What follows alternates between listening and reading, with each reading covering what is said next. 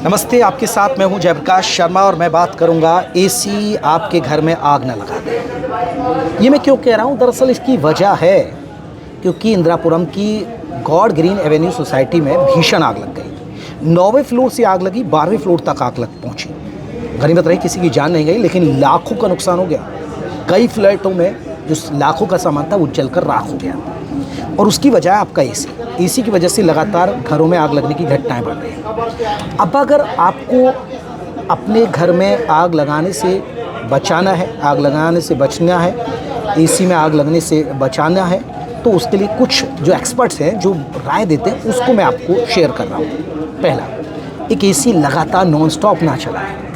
Non stop आप चलाते रहते हैं एसी, भाई एसी क्यों चला रहे हैं? कभी कूलर का इस्तेमाल कर लीजिए, क्योंकि मशीन हीट हो जाती है, कंप्रेसर हीट होने लगता है और ब्लास्ट हो जाता है और आग लग जाती है। दूसरा, टेम्परेचर का बहुत ध्यान रखें। टेम्परेचर अमूमन देखिए, आप बच्चों के वजह से आप बहुत सारे लोग कहते हैं, बच्चे जिद पड़ते हैं गर्मी लग रही है, बहुत सारे घर में महिलाएं भी अमूमन कहती है बहुत गर्मी लग रही है, तो उसको 16 कर देंगे या 18 टेम्परेचर कर देंगे। अब सोचिए, बाहर का तापमान 47 और अंदर रूम आप चाहते हैं 18 टेम्परेचर, कंप्रेसर पर कितना असर पड़ता होगा।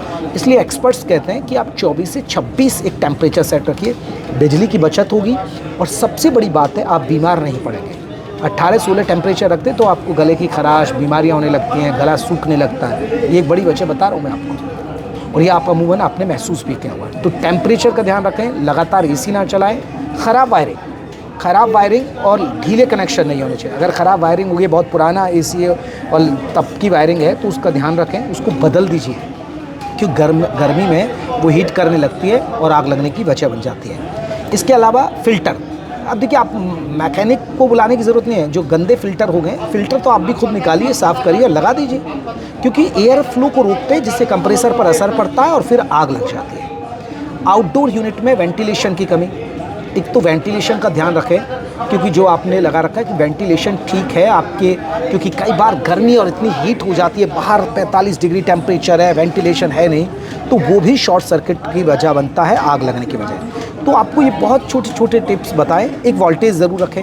अगर आपके घर में एसी के साथ वोल्टेज लगा हुआ है तो फ़ायदेमंद रहेगा, एसी को भी नुकसान नहीं होगा और आग भी नहीं लगेगी, क्योंकि गर्मियों में जो लाइट है वो बहुत ज़्यादा अप डाउन्स करती है, कभी ज़्यादा आ जाएगी, कभी कम हो जाएगी और उसकी वजह से भी आग लगती है। इसलिए वोल्टेज का ज़रूर इस्तेमाल करें। तो आपको ये जल्दी मैंने आपको बता दिया है। टेम्परेचर का ध्यान रखें, 24 से 26 के आसपास रखें।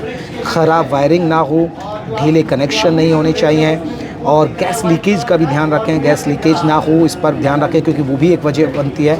इसके अलावा समय पर सर्विस कराते रहें, ये बहुत ज़रूरी है, समय पर आपको सर्विस करानी चाहिए।